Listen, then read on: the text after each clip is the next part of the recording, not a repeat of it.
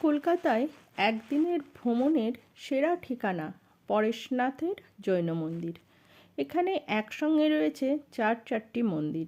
বেশ উন্মুক্ত জায়গায় এই মন্দিরটিতে একটি দিন দারুণ কাটানো যেতে পারে। মানিকতলা থেকে একটু এগিয়ে গৌরীবাড়ির দিকে গেলেই পথের ওপরেই পড়বে কলকাতার জৈন সম্প্রদায়ের অন্যতম গুরুত্বপূর্ণ ধর্মীয় পীঠস্থান পরেশনাথের মন্দির। সকাল 10টা থেকে 12টা এবং বিকেল 4টে থেকে 7টা পর্যন্ত এই মন্দির খোলা থাকে।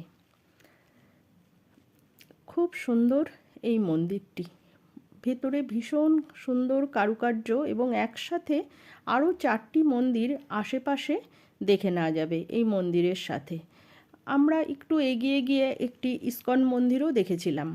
আবার একটি অনুকূল ঠাকুরের সৎসঙ্গ